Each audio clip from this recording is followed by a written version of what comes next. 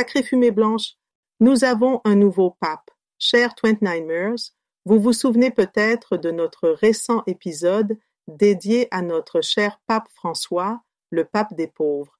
Bien que nous soyons encore en deuil, il veut que nous poursuivions son bon travail.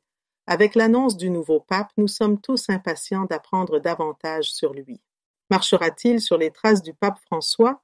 Après quelques recherches, j'ai trouvé des faits significatifs que je souhaite partager avec tout le monde. Le pape François avait probablement raison dans son intuition divine à propos d'Haïti lorsqu'il a dit, et je cite, « Prier pour Haïti, c'est la blessure et la promesse du monde. » Maintenant, imaginez ceci. Le grand-père du nouveau pape, élu Léon XIV, est né à Port-au-Prince, Haïti. Oui, vous avez bien entendu. J'ai rassemblé des détails clés sur FamilySearch.org pour vous. Les ancêtres du pape Léon XIV incluent Jacques Martinez et Marie-Rosa Boumos, les parents de Joseph Nervel Martinez, le grand-père du pape. De plus, Ferdinand David Baquy et Eugénie Grandbois, les parents de Louise Baquy, la grand-mère du pape, ont également joué un rôle dans sa lignée. Ces personnes ont probablement vécu des événements historiques significatifs qui ont marqué leur vie et leur comportement social. En effet, Joseph Nervel Martinez est né le 8 janvier 1864 à Port-au-Prince, Haïti. Son père, Jacques Martinez, qui était métis, avait 43 ans lorsque Joseph est né.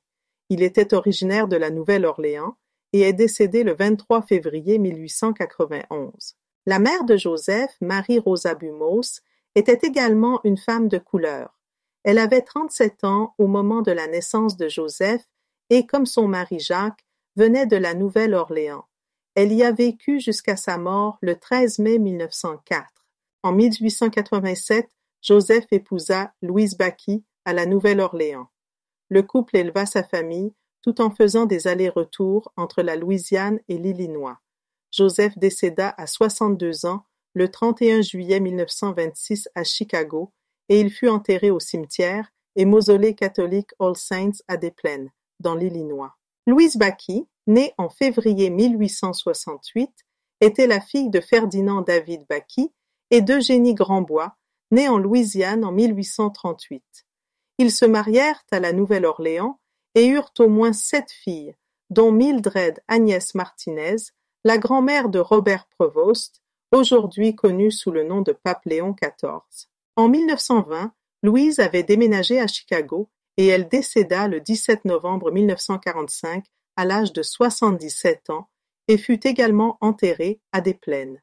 Eugène Grandbois, le grand-père de Louise, naquit en 1815 en France et passa environ 21 ans à la Nouvelle-Orléans. Sa fille, Eugénie, naquit en Louisiane en 1838. Elle épousa Ferdinand David Baquier en 1864 et eut au moins 2 filles, dont Louise.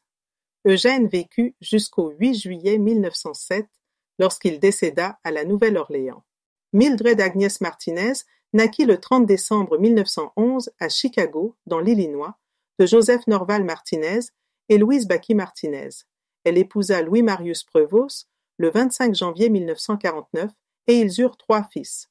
Elle vécut à Dalton, dans l'Illinois, en 1950 et décéda le 18 juin 1990 à 78 ans, enterrée au cimetière catholique Assumption à Glenwood, dans l'Illinois.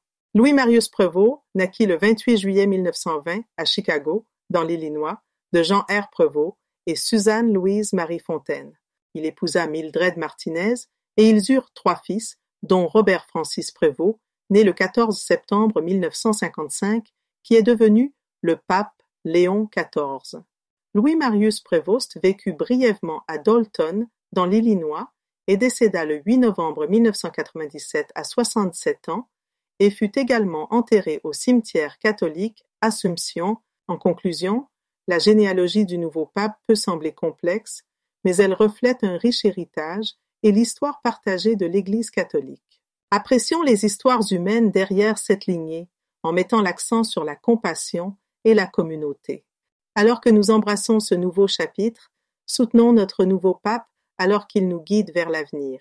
Robert Prevost maintenant le 267e papeste péruvien par choix et américain de naissance. Je viens d'apprendre qu'il est également d'ascendance haïtienne, française et italienne. Cette riche tapisserie familiale d'histoire parle d'elle-même. Donc, mes amis, vous l'avez, le pape est une figure pour les 1,4 milliard de catholiques dans le monde, peu importe d'où nous venons. Qui peut revendiquer la propriété du pape? Il n'est pas un trophée ou un objet à posséder. Pouvons-nous partager cette connexion? Incarnons l'esprit du christianisme. Comme le pape François l'a dit, c'est de l'hypocrisie de se dire chrétien et de chasser un réfugié ou quelqu'un qui cherche de l'aide, quelqu'un qui a faim ou soif, ou de rejeter quelqu'un qui a besoin d'assistance.